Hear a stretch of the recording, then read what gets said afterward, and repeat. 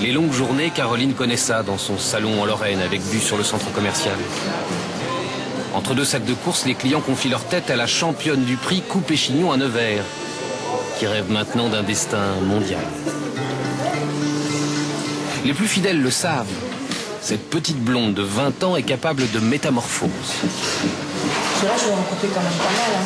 Bah ouais, ça fait couper au moins ça. Hein. Donc, en tant que même. Bah ouais, c'est pour ça que je vous dis, si vous voulez l'esprit là. Sinon, on n'aura pas du tout cet esprit. Hein. Dans votre longueur, je peux faire un petit peu l'effet plongeant. Moi, ce que je voudrais, c'est une coupe, même si je suis frisée, parce qu'on est marre de toujours de coupe. On a le droit de rêver, non?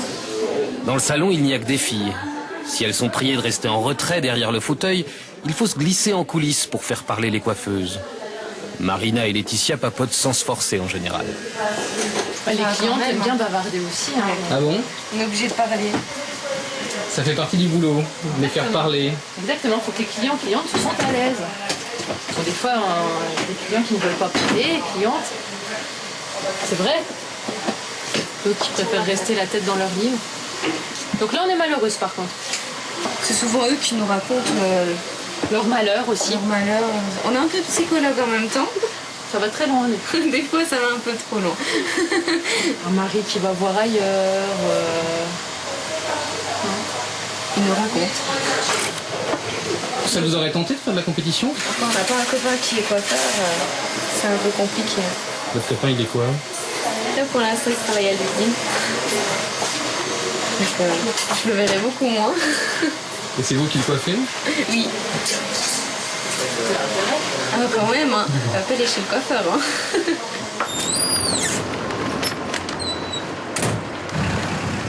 Les trains, les nuits d'hôtel durant les semaines d'entraînement, tout ça, Caroline l'a payé sur ses économies. C'était mon dernier jour au salon. La compétition démarre dans 15 jours. Bon, il y a aussi des moments durs, des fois, où on se remet en question aussi, parce que des fois, la fatigue, le travail, le stress, ça m'arrive parfois de craquer aussi. Hein. Caro craque parfois, mais repart toujours. Elle fera ses 4 heures d'entraînement. Il y a 160 000 coiffeurs en France. Et le plus heureux ce soir, c'est JB.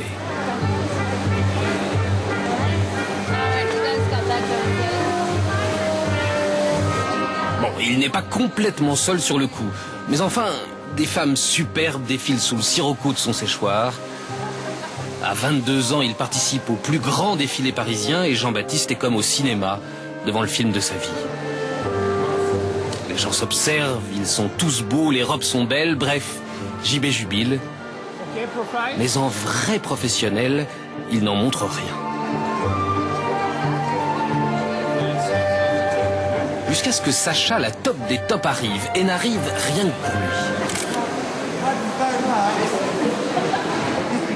lui. Et là, dans la dernière ligne droite, alors que JB était parfaitement dans son rôle, que tout semblait acquis, soudain il craque, il a souri.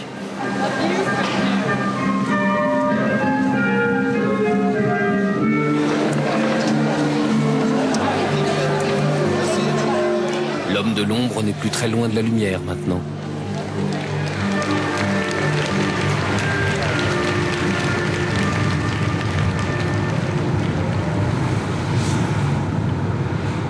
Le moment fort de la soirée, c'est quand Sacha est arrivé, le mannequin de rêve international qui fait toutes les fashion week dans le monde et qui c'est le mannequin le plus respecté dans la planète, quoi. C'est la plus belle fille. Quand elle est arrivée, j'ai été comme hypnotisé et je suis allé directement sur elle et pour pouvoir la coiffer, je l'ai emmenée et hop. Et là c'était bon. Là j'ai kiffé. J'ai pu enfin coiffer. C'est une fille que je voyais à la télé, que je voyais toujours sur les défilés ou dans tous les magazines, toutes les campagnes, tout. Je l'ai coiffée, quoi. Trop gentille et tout. Je l'ai pris en photo, elle a bien voulu. Trop bien. Ça j'ai kiffé. Après. Qu'est-ce qu'il y a de si fabuleux à coiffer une... Bah, c'est mythique. Ça veut dire que je commence à appartenir à ce monde en fait, dans le sens où c'est des filles que je regardais dans les magazines, tout ça, et maintenant je les côtoie pas parce qu'on n'est pas amis bien sûr, mais je suis dans la sphère, quoi. c'est jouissif et en même temps faut pas le montrer parce que tu peux pas être là. Ah non, ah non, non.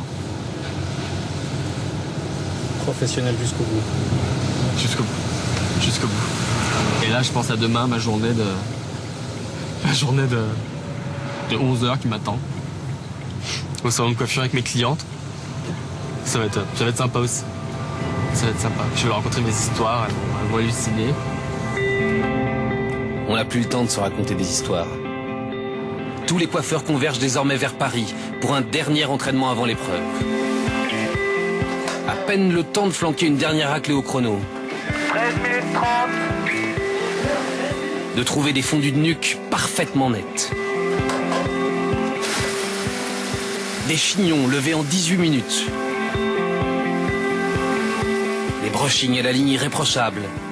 Des couleurs qui flashent. Bref, le niveau Coupe du Monde.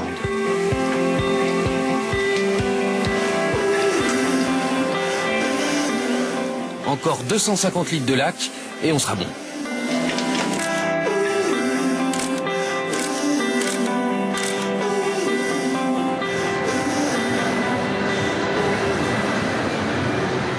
Nous y revoilà. Et cette fois, plus question de reculer. D'autant que les Français viennent de croiser leur pire terreur, les Chinois, qui au départ ne devaient concourir que sur tête humaine. Rien que de voir la Chine, par exemple, c'est assez déstabilisant. La Chine sur tête. Pourquoi ils sont là? Ils n'ont pas trouvé de modèle ou bien? A priori, il y a l'équipe de Chine qui est dans notre catégorie. J'ai pas trop peur d'eux, mais c'est juste qu'ils travaillent très proprement. Nous, on a un style qui est beaucoup plus avant-gardiste, mais eux, ils sont très très propres. Ils savent travailler tout aussi proprement, mais ils ont vu les Chinois et ça leur a fait un peu peur. Faut y aller maintenant. Les adversaires numéro 1 sont déjà en première ligne. Allez. Faites juste ce que vous avez l'habitude de faire. Même chose. Clean. Clean, clean, clean. Sur la scène, la France a placé des équipes dans chaque catégorie.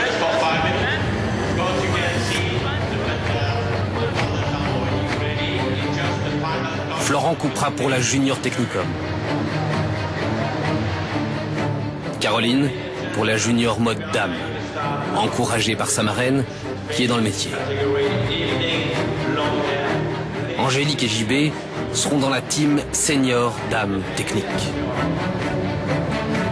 Are you ready? 5, 4, 3, 2, 1, and go! Ok, c'est parti. Là maintenant il va laquer la base. Il va tout laquer à mort, sauf la partie qui se lève devant.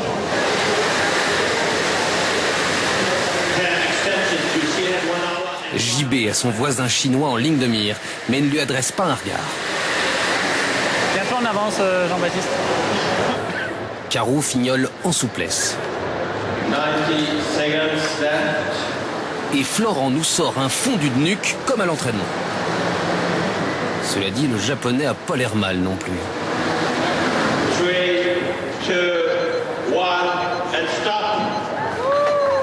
So we just finished the evening of long hair for ladies junior. Please don't touch the hair anymore. You still have 2 minutes to prepare your mannequin hair.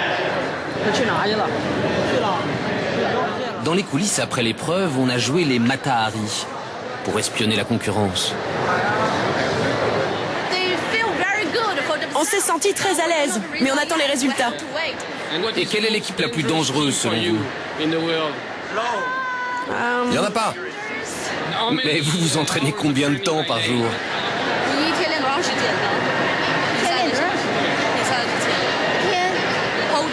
Toute la journée. Mais vous savez, on ne compte pas. Quand on se lève, on se met à l'entraînement. Et quand on est épuisé, on va se coucher. Ah oui, donc vous êtes très dangereux. Le verdict tombera le soir, devant une planète coiffure à la limite de la surchauffe. Et la France commence en fanfare.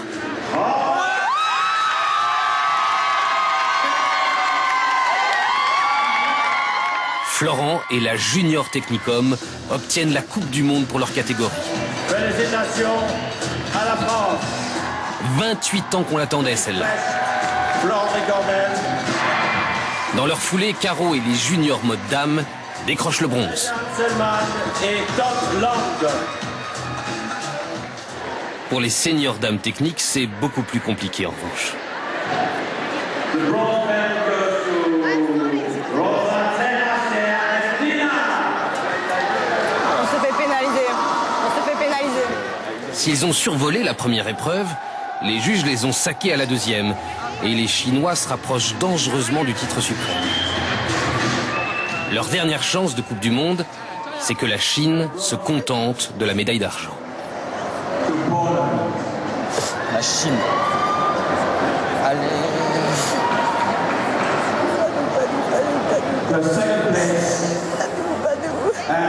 Médaille d'argent, la Chine.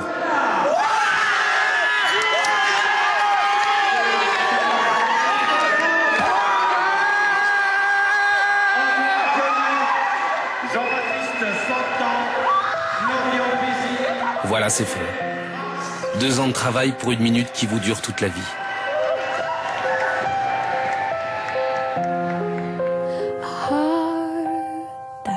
Chaque jour, près d'1 million de Français filent chez le coiffeur.